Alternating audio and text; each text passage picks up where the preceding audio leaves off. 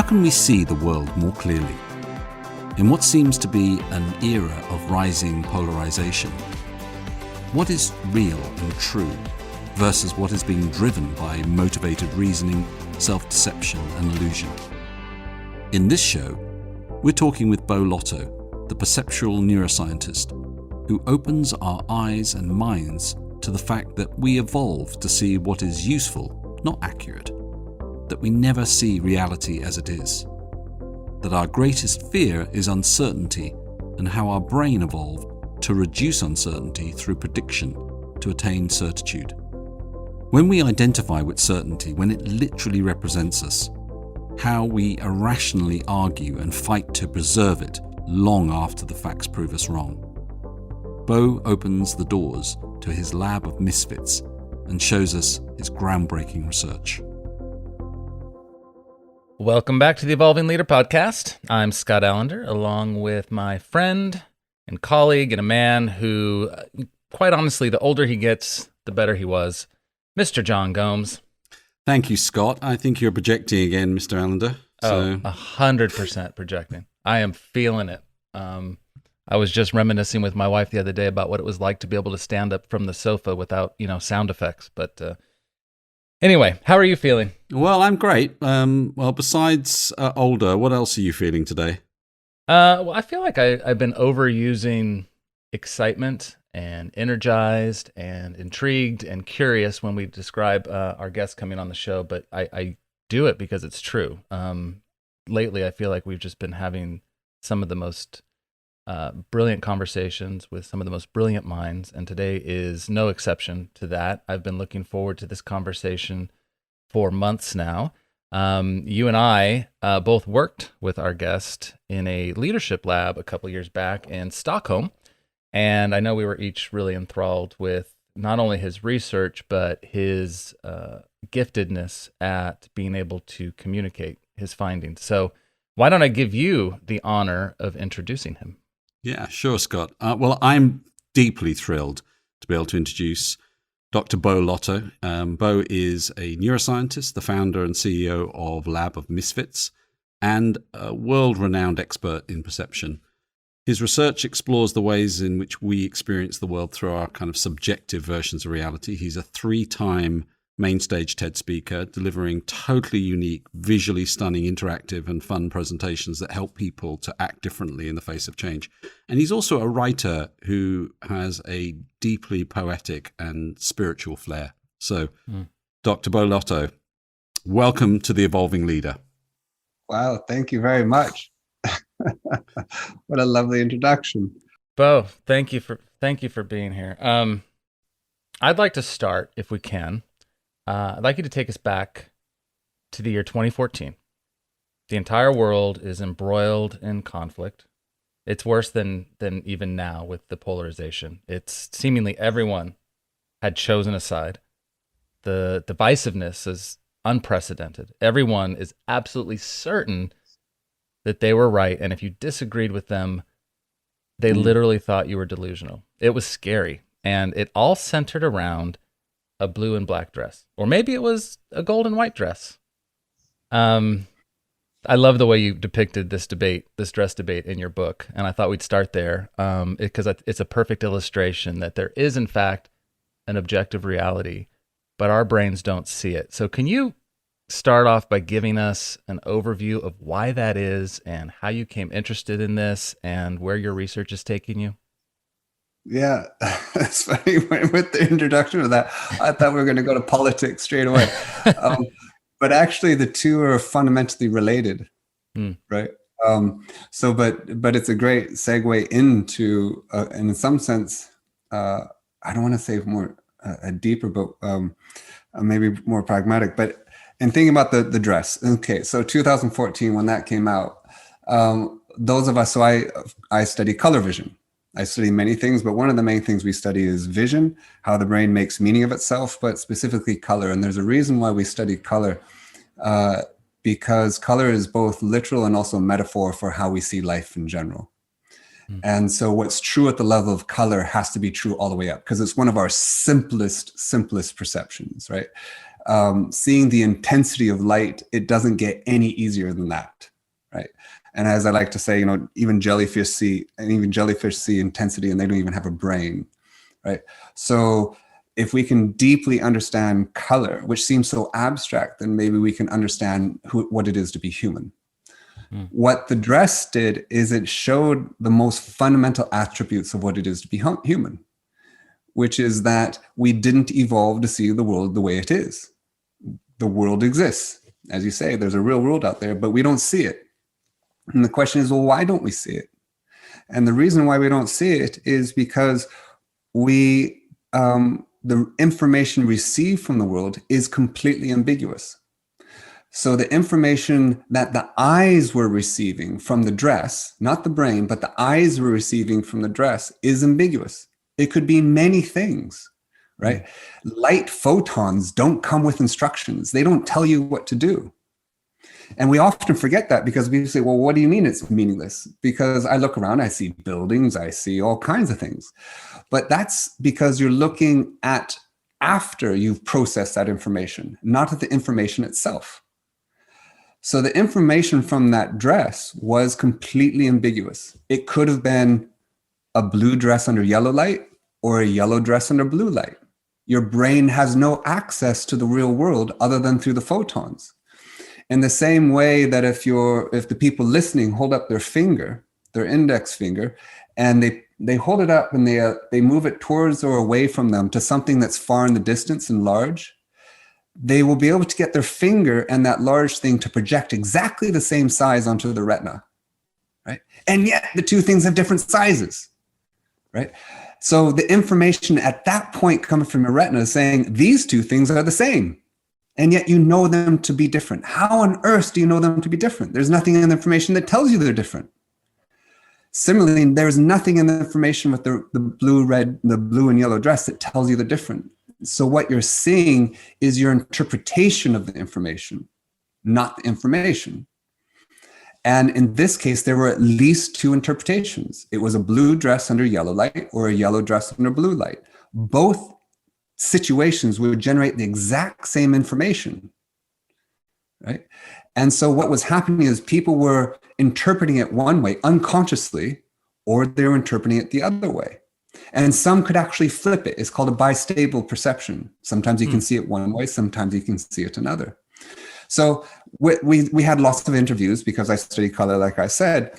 But then what I found really interesting is not simply that people are seeing it different, because everyone's familiar with illusions. What became really interesting is as you say, the conflict that created. It's like, what do you mean? No, it has to be blue. There's no way that it's yellow. You're crazy. There's no way that's a yellow dress.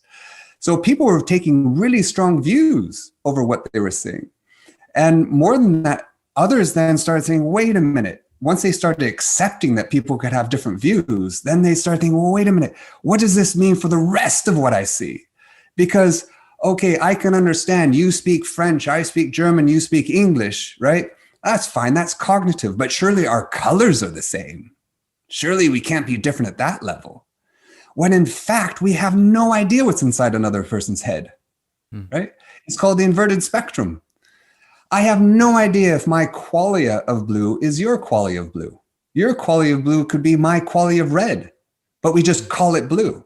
But because we behave towards it in the same way, we assume that we're seeing the same thing. But it could be radically different, and I could never know. You can measure the what and the where and the when of a person, but you can never measure their why. You never know why someone does what they do, right? Everybody makes sense to themselves, just not to anyone else. So this is the same with the red, with the blue dress and the yellow dress, right?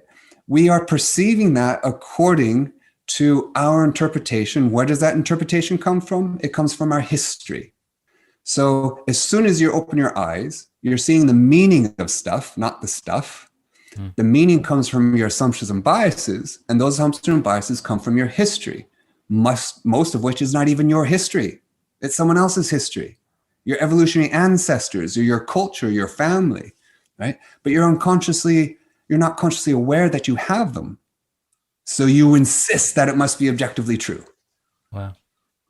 So I'm fascinated. When I was reading Deviate the first time I read it, when it came out, it was unlike most books on neuroscience or from neuroscientists in that it's very playful, both in the tone and also the way in which you designed it to make you kind of think and question differently. But it's also, even though there is a lot of deep science in there, it has a strong philosophical tone to it in terms of trying to make sense of things. It could almost be written by a philosopher. And I'm just wondering, how you came to the point where you were you're blending these different subjects together into neuroscience. What's the journey that you've been on in terms of meaning making around this? So, why does the book bring all these different elements together, and how? Yeah. So my lab, which is called the Lab of Misfits, because it literally is, we've collaborated with people from all over, from the London Sinfonietta to artists to neuroscientists. In my lab, we measure everything from bumblebees and bumblebee brains to human perception to artificial intelligence to light installations on Old Street Roundabout in London. And what's the point of saying that? That if you're going to try to share a view with another person, you have three options really. You either force people to learn your language, or you speak the language of the language that they speak, or you find a language that's common to both. And so what I was trying to do with Deviate is that I was trying to find a language that's common across all these different disciplines and to the reader. And that's the language of perception, because perception underpins everything it is to be human. Behavioral change begins with perceptual change. So it's something that everyone touches. You touch it, everyone touches it. You're touching it in the context of leaders. You're trying to get them to become aware of their own perceptions in order to take agency in changing their perception. Right? Musicians play with perception. Film directors are playing with perception.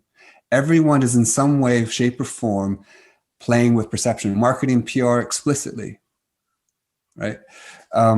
So that was the language I was trying to speak. And philosophy is all about perception. Right? And the beautiful thing about philosophy in particular is the skill of philosophy is being able to ask a brilliant question. So it's a methodology for discovering your own assumptions and biases that from which your perception is grounded. In physics, you call them theorems. So whenever you write a physics paper, they always start with the theorem, say, these are assumptions and biases. Gravity is X, speed of light is X. Given that we believe this to be true, now this is our view. We so often don't make our assumptions and biases explicit. But nonetheless, everyone's touching perception, and this is what Deviate was trying to do, was to communicate at that level, and therefore cross boundaries. So building on that, if we don't perceive reality as it is, but only as it was useful to see at some point in time, or useful to perceive, how can we know with any level of certainty how to engage with the world in a way that brings us closer to objective truth? Well, of course, this becomes a very philosophical question about what is objective truth. So in science, you could argue that what we're trying to do is make a description that's best able to predict with the fewest number of variables. And you could argue this is what the brain itself evolved to do. So the brain did not evolve to see the world accurately, because accuracy doesn't really give you anything. What evolution does is evolution works on the function of what's useful, not what's accurate. And so what we're trying to do, so there is a way of thinking about the truth in terms of predictability. And the only way to discover that predictability is usually through empiricism, through trial and error. And so that trial and error process is the process of science, though I don't think science reduces to the trial and error process, to the empirical process. Science is a way of being at its most fundamental level. And that way of being is something that transcends science, which actually applies itself to, I think, to anything that is creative.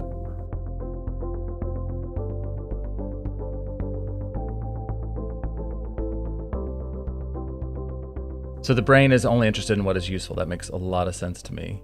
Is Yeah. then the response to our perception, that sort of need for certainty, right? Whether it's the dress or politics, what's going on in the brain then where people are saying, this is how I perceive it, and I am so certain it's true.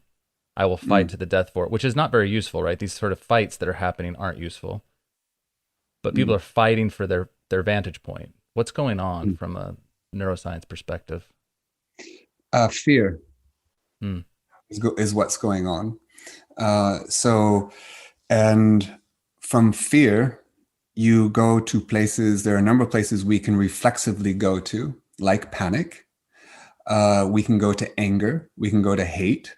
These are very biological responses, reflexive responses, and often very good ideas, actually. You know, the example that everyone brings up, if a tiger is chasing you, you know, it's a really good idea to panic in some sense, which is because it's your brain saying, you know, I don't want to be here. I don't care where I am, just don't be here, right?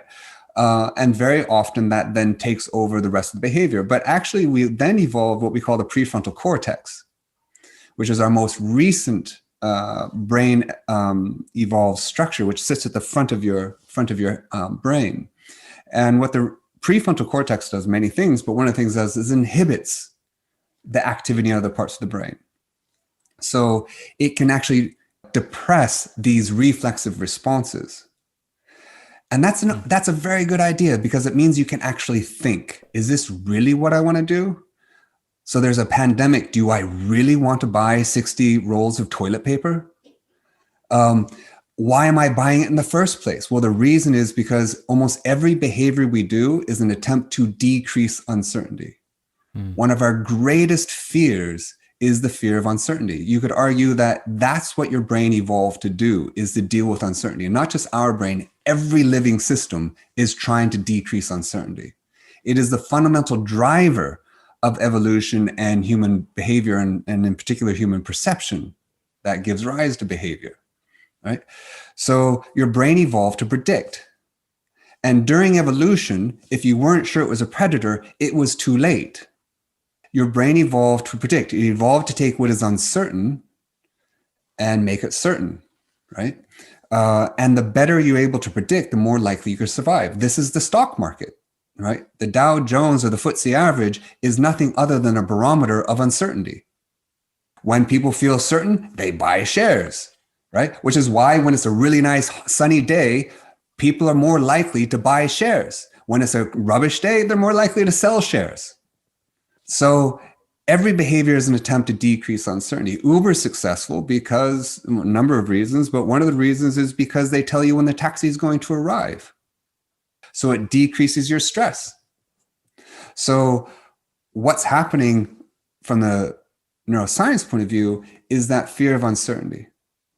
And so people will then often, once they have a view, they will hold on to that view, because to question that view is to step into the very place they evolved to avoid, which is to not know.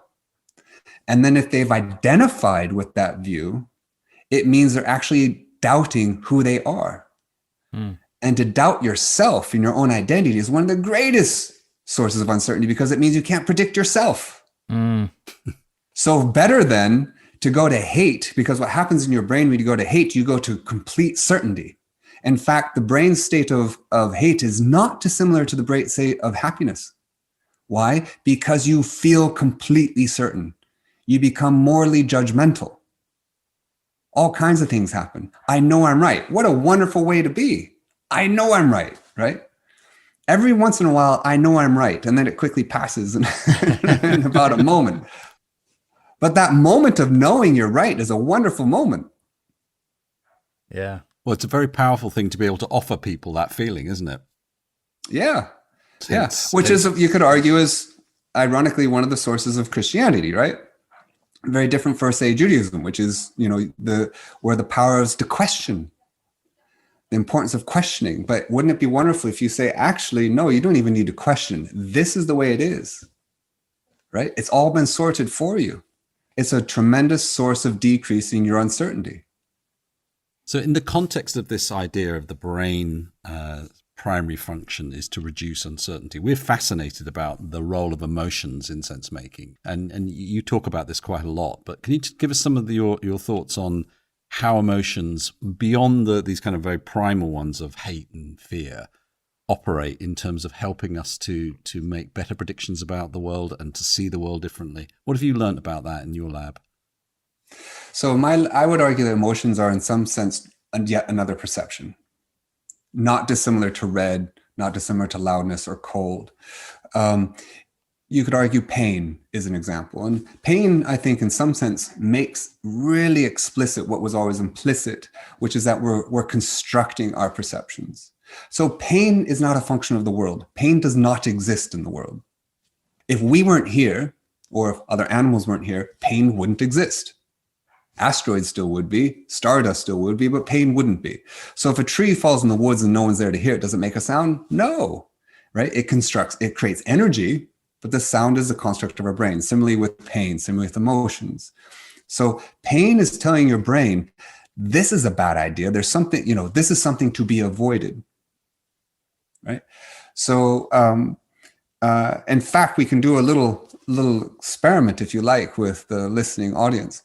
So do you want to try to do one? Yeah, sure. I will do it with you two, okay? So I'm going to read your minds right now, okay? So we're going to read your minds, okay? In a second, I'm going to know exactly what you're thinking, okay? And of course, this is what magicians do all the time. I'm by no means a magician, but let's just role play for a second. So I want you to imagine you have a pencil and you're going to draw onto a piece of paper. Now, I want you to imagine a shape.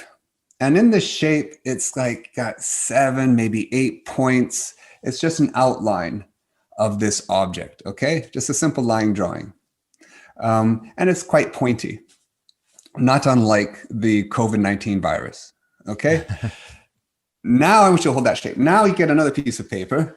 And now I want you to draw another shape where instead of pointy, it's got the same number of protrusions, but they're more rounded, okay?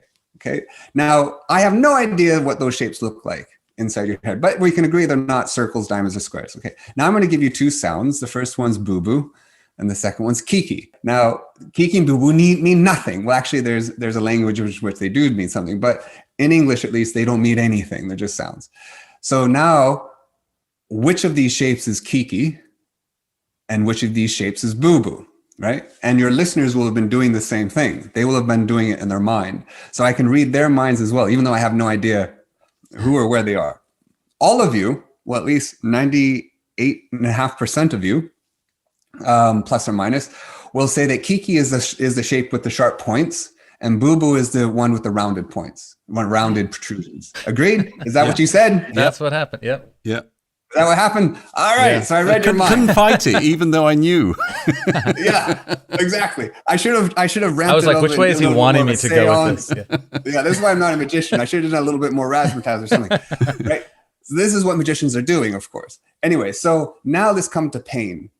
Now I'm going to give you 2 more words. Okay, hold those shapes, and because the question is, well, what's going on there? Why is that happening? Well, actually, we don't have an explanation yet, but I'm going to offer an explanation here. So now I'm going to give you 2 words. The first one is love, and the second one's hate. Okay, which of those shapes is love, and which of those shapes is hate? And I'm going to predict that kiki is hate, the sharp shape is hate, and the rounded shape is love. Why? So I just read your mind again. But why? Well, it's because if I were to prick your finger, I would light up the part of your brain that deals with pain. If I give you the word hate, I light up the same area. Hate is painful. What your brain is encoding is not the information, it's encoding the meaning of the information. So in that case, that rounded shape or the sharp shape, the word hate, the word kiki are all painful. It's just that you're unconscious about this, but your brain's not, because they share a similar meaning. Now you could say, well, it's just the roundedness. Well, if I give you the word odio, you'll probably say it's boo-boo. You'll say it's the rounded shape, unless you're Spanish, in which you'll say it's the sharp shape. Why? Because odio means hate, even though it's a rounded sound. So you're comparing the meaning of the information, none of which even exists. So this is what emotions are doing. Emotions are revealing to us our underlying assumptions and biases of a situation that we're encountering. If you're feeling positive, it's probably because you're in certainty. You're engaging with a situation that's familiar. It's kind of what you were expected was going to happen. When you're feeling negative, it's like, wait a minute, this is not what I expected. You're now what I would call in conflict. To be in conflict for me is to be in a situation that's different from what you expect. I don't mean conflict as an argument. I mean to now be in a situation, I didn't expect this. I'm now in conflict with myself or the world or another person, right? So now you can, the beautiful thing about emotions, they tell you more about you than they do the world. They tell you what your expectations were of the world at that moment or of another person at that moment in time. But unfortunately, what we do is we project that onto the world. We say, no, actually, it was the world that did this, not me. Think of awe and wonder. There's nothing awe and wonderful about the world. It's your perception of the world. We all find different things to be awe and wonderful, awe-inspiring, wonderful. We've done some research on awe and wonder. It's a wonderful, wonderful topic.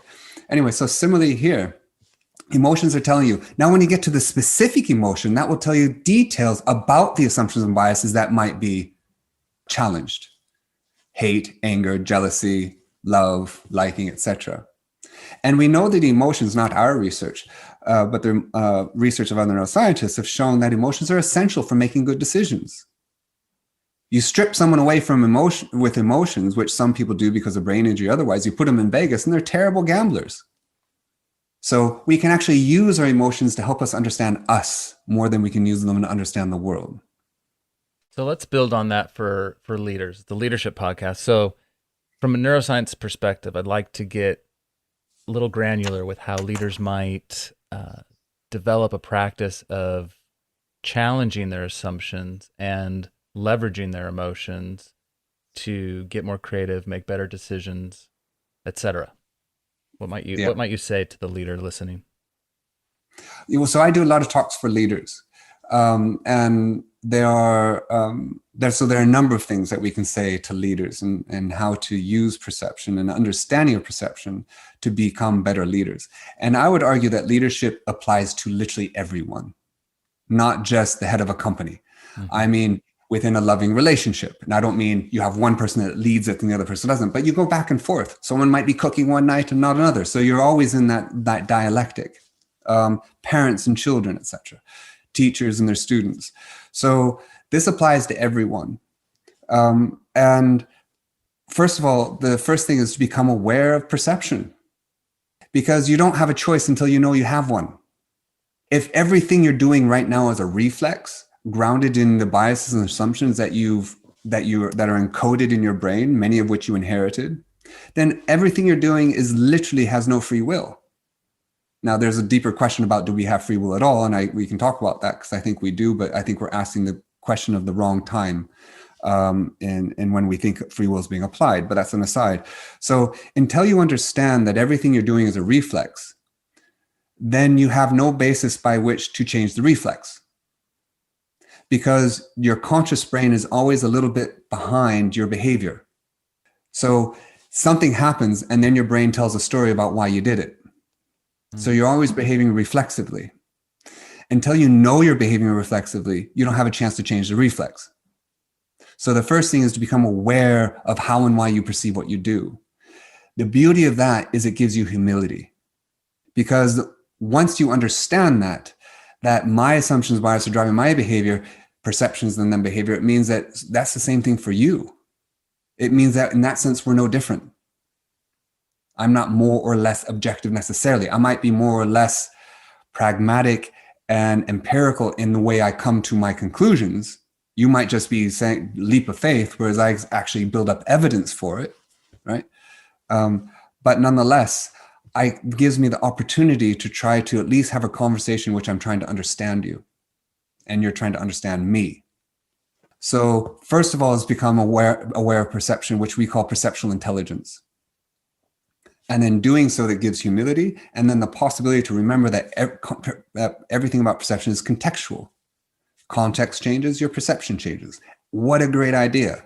Why don't we celebrate this in the world? Why are we looking for politicians that never change their mind with new evidence? It's like, oh, they did a U-turn. It's like, no, I got new evidence, right? I want to update my Bayesian priors.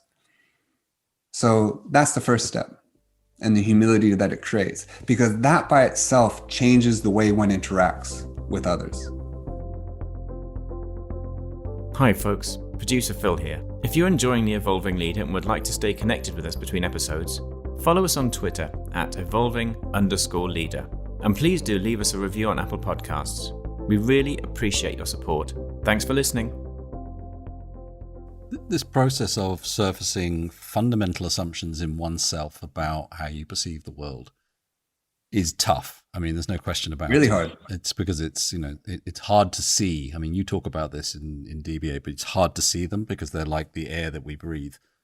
You're I'm sure, challenging your own assumptions all the time as a scientist, but you're also witnessing others on a daily basis having these aha moments. Can you give us, like a sense of, for the typical person, what are the most common assumptions that are pushing them into reactivity that would be useful for us to be thinking about?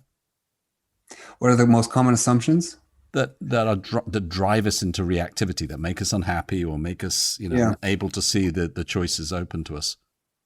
Yeah, I think one of the most common assumptions is the assumption that I have an objective view of the world. And again, I don't mean to say this is postmodern relativism, that all perceptions are equivalent. They're not. Some are better than others. Yeah. Right. We just don't necessarily know a priori what they are.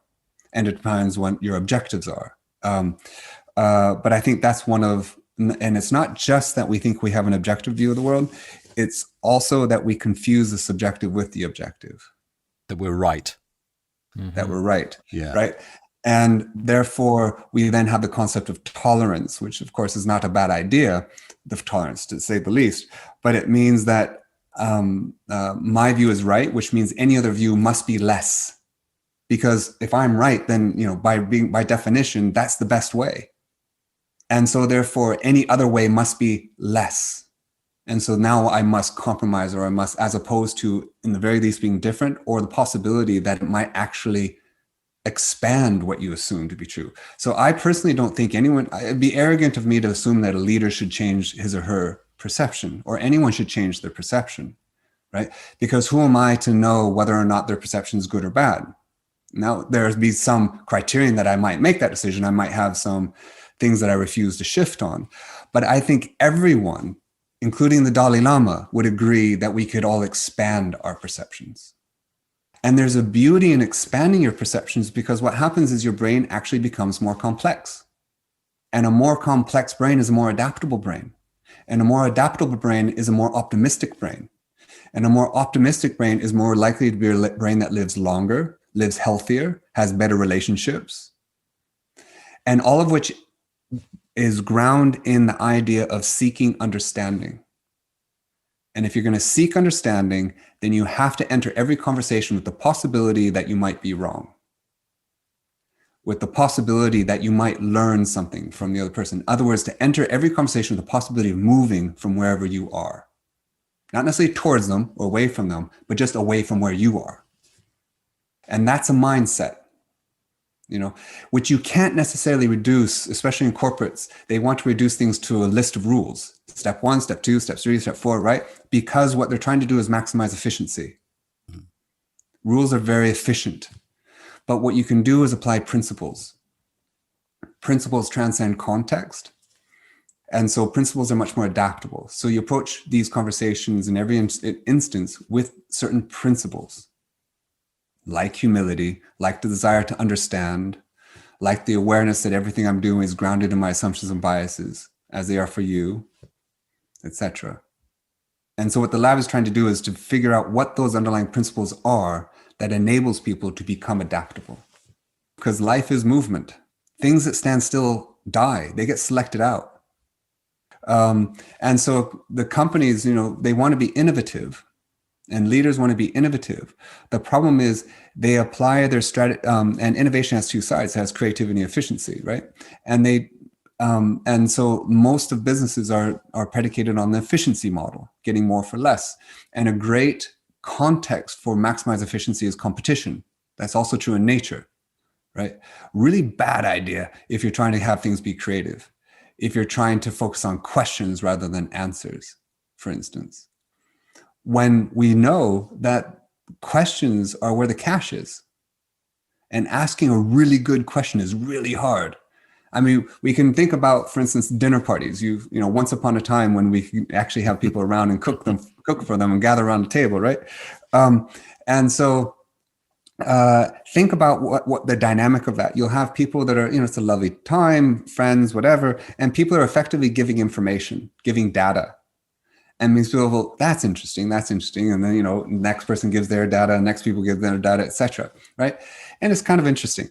Then someone asks a brilliant question and everybody stops and they think, oh my goodness, I've never thought of it that way. What questions do is they open up possibilities. And I would argue science is nothing other than iterating to better questions. It's not iterating to solutions. So I think design thinking has it a bit wrong, actually. Design thinking begins with a problem and then tries to come up with a solution. And when we work with leaders and companies, we say, that's a brilliant idea that you've come up with a great solution to this problem. But what if it's a crap problem? Then who cares? Right? What you need to do is find a brilliant question. And finding a great question requires a context where questions are sought and rewarded. How do you do that at a kind of interpersonal level where you're thinking about trying not to get stuck in some sort of conflict with somebody else? How do you move in that context? I personally think it's a way of being. Life to me is a practice, right?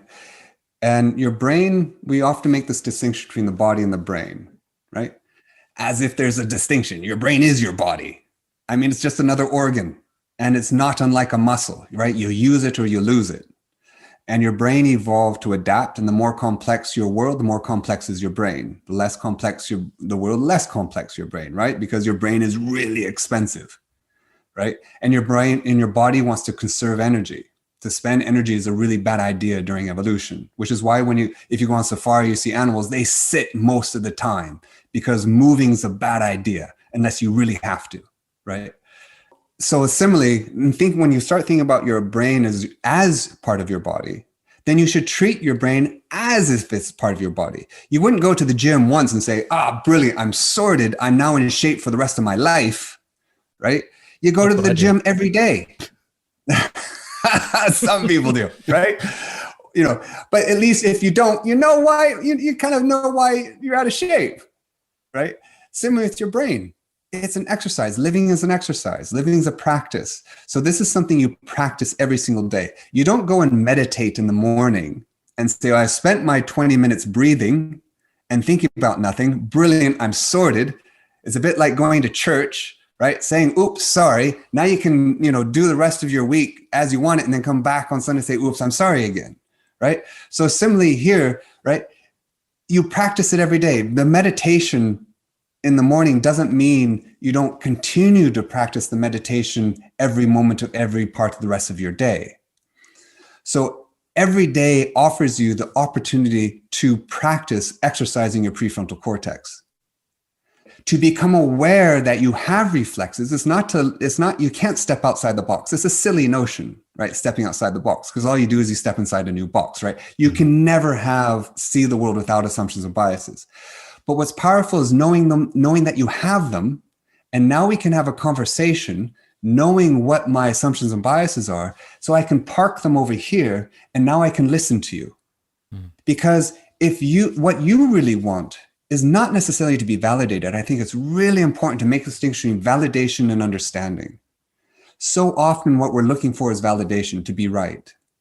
But I think what we truly want is to be and to feel understood. Well, you can have a conversation with anyone if you're seeking to understand them. You can only have a conversation with very few people if you're seeking to validate them. So seeking understanding is a way of being. It's a choice. And it's a choice you make every single time. We keep thinking, no, what you do is you follow a list, you follow a recipe. Actually, what you're actually doing is subcontracting out the ownership of your own decisions to this list, when in fact you have to take agency of those decisions and practice them all the time. So every day you have this 100 times a day, the opportunity to practice this and say, okay, wait a minute, I'm not listening to you right now. I'm listening to my own head. And people know that. People feel touched when they feel listened to, right? They feel quote unquote heard. So I don't believe in this sort of notion that many psychologists suggest when you're in conflict is, first of all, we should, if Scott and I are in conflict, what I should do is, we should find common ground, right? Oh, you like football? Oh, I like football. Oh, what team? Oh, right. Okay, et cetera, et cetera. Now that we found that common ground, now I then attack him with, but your politics. What I've done is I've just manipulated him, right? I've lured him to a false sense of security when that was my intention after all, was effectively to convince him of something. But if instead I say to Scott, you know what, Scott, I really disagree with what you're saying, right? I'm sure it makes sense to you. I really want to understand why it makes sense to you. I really want to understand that, truly. Because I might learn something, or in the very least, I'll learn something about you. Now, my feeling is that Scott would then say, oh, okay, I'm now open now to share with you. Because I feel like this is honest and authentic conversation, not one predicated on manipulation and Machiavellian. So it's an approach to conflict that matters. It's not the conflict, it's how you approach it in the first place. And it seems like we're getting worse at that instead of better. In my view, I don't know if I'm being cynical, but I feel like I don't see people as willing to have those conversations. I see more polarization, as we started off talking about, and people taking their position and vilifying the other one, and not a lot of openness. Is there, what's going on there? Is there any, what's the hope for trying to get people to be more curious instead of positional? I think you appeal to people's sense of self, that actually curiosity will actually be better for you. You'll, like I said, if you're curious, you're going to create the possibility of having a more complex brain, more adaptable brain, more open brain. And that's actually going to be better for your life. You're going to have a better relationship with whomever you're with. You'll have a better team. You'll be more creative. So it's showing that actually that's a better way of being in the world. It doesn't mean you let go of all your views. I don't mean that. Still have a view, but be open to expanding it. One of the most intriguing experiments you described in Deviate involved priming groups of people to feel more or less powerful, and then asking them to join people in the wider group they felt an affiliation with. Can you just tell us what happened in that experiment and what you think was driving people's responses? Yeah, so in this experiment, we're disempowering the brain, though people didn't know they were being disempowered. And so you get people to imagine a time when they were very stressed and out of control. That's one group. And the other group, you get them to imagine a time that they were also very stressed, but in control. To be in power is a very biological thing. It transcends humans. It's to feel like you have control of your fate and possibly the fate of others. Okay. So though you're stressed and feeling control, it means that, okay, I still decreased my future uncertainty. But if you're feeling stressed and out of control, it means anything could happen. You're very uncertain about what's going to happen next. Okay, so you get them to imagine that in as much detail as possible, right? The smells, the textures, all that kind of stuff. And then they write about it. And then what happens is you then do some perceptual experiments on them. And what we and others have found is that illusions, like the illusions I make, the color illusions, like the dress illusion, for instance, it actually increases. So people start seeing illusions as being stronger. That's one. They also start finding patterns where no pattern exists. So I can present you with 6 images, 3 of which have hidden objects in them. They're all sort of snowy random dot patterns. 3 of them have, and if you're a disempowered brain, you'll say, oh, I think it's all 6. Whereas the empowered brain say, oh, no, I think it's about 3. So you're more accurate, right? Why? It's because, remember, every behavior you're doing is trying to increase certainty. So what they're trying to do is then pull anything to feel like they have some agency and control, which you could argue in this time of COVID with so much uncertainty, which is one of the reasons why we're getting more polarization. There's no way I'm going to let go of my ideas because that's just more uncertainty, right? I'm going to hold even stronger now. And the other is you become more gullible. You're more likely to see patterns where none exist. You're more likely to find connections that no connections exist, because finding connections gives you the illusion that there's coherence, right? And then what you do is you then rally others around you, and now it's certainty by consensus. It's truth by consensus. How did these people find? So that's fascinating and makes complete sense.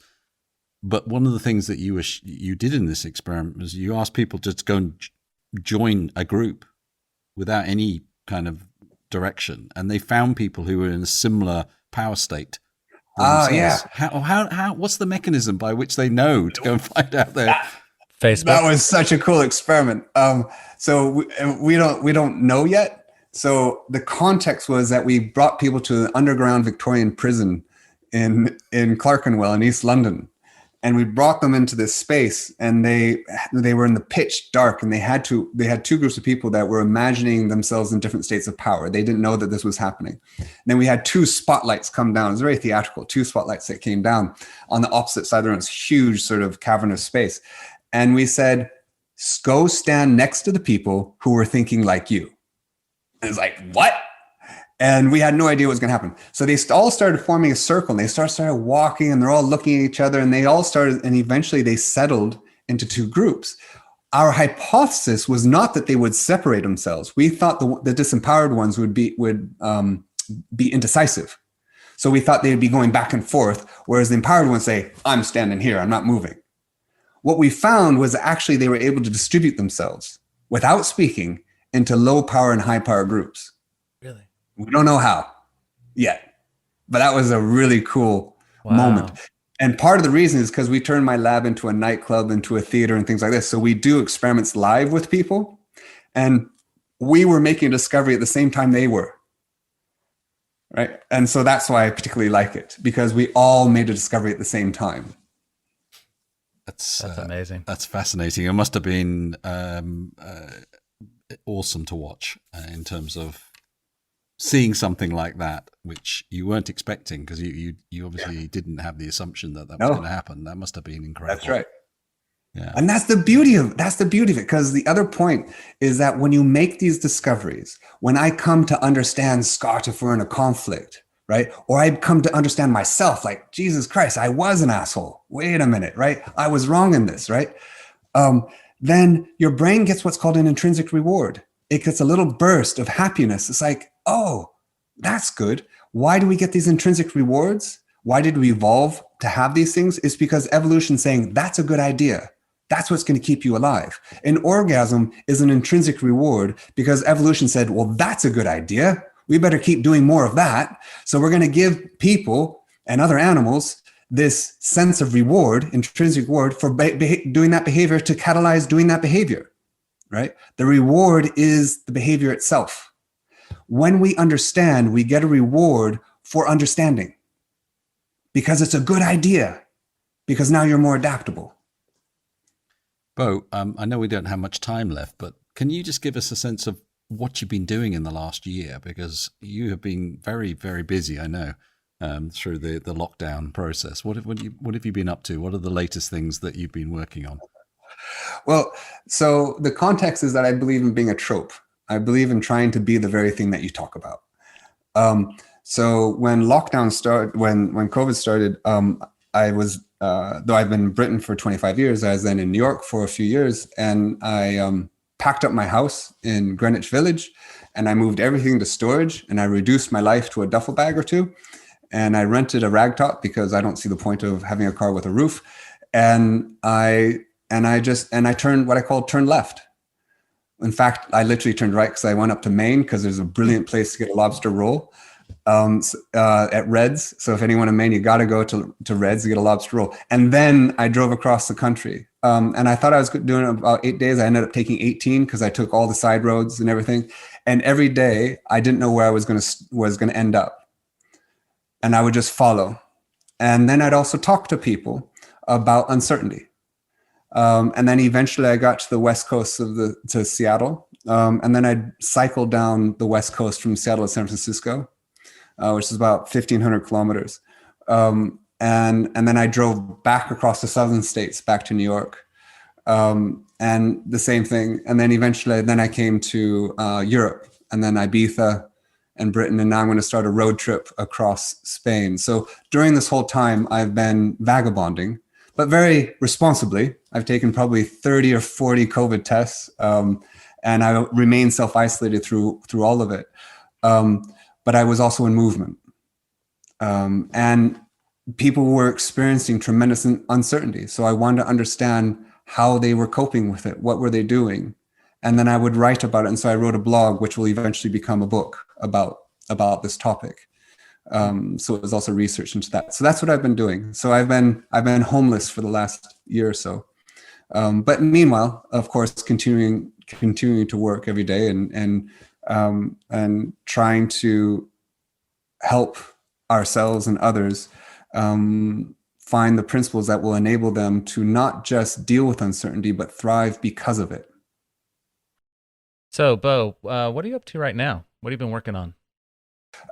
So actually, there is something that might be really interesting for people, which is we're now co-creating a school. Wow. So Lab of Misfits school, and we're developing in Budapest. So there's a primary school and a secondary school. This primary school, which is called Real School, for the younger kids. In the secondary school, we're starting in September, called Real Academy, and we're effectively turning the school into a lab. So the young people and the teachers are mentors, and so the young people will be doing science and creativity that's never been done before. And the aim of the school is to learn the things they need to learn, but actually more fundamentally to learn what we call the 7 C's, like curiosity, courage, community, care, etc. And then we're also going to be developing mechanisms by which they can actually measure their own progress in these ways of being in the world, because we're arguing that these ways of being are fundamental to becoming an adaptable, compassionate person, creative person in the world, which actually, if you looked at LinkedIn, the most in-demand skill right now is to be creative and adaptable, right? But we educate kids to be efficient. Mm-hmm. Right. So we're creating the curriculum, the program to do this. That's incredible. When does that launch? That launches in September in Budapest. The first one will be in Budapest. Wow. Good luck. That sounds incredible. Yeah. Well, yeah, wishing you great fortune with that. I mean, it sounds amazing that you're equipping children with the keys to handle uncertainty. Yeah. And because it's coming out of the program that we created that resulted in the youngest published scientist in the world, 8 to 10 years old, and the youngest ever TED speaker on mainstage. So we're very optimistic about it. And so it'll be very, very exciting because, of course, it's a complete cliche. They are our future, right? But some cliches are actually true. And this is literally true. Well, excellent. Thank you, Beau. Thank you, Beau. We must let you go, but really appreciate this. Thanks so much. Nice to see you all. Thank you so much. Bye-bye. All right, folks, until next time, remember, the world is evolving. Are you?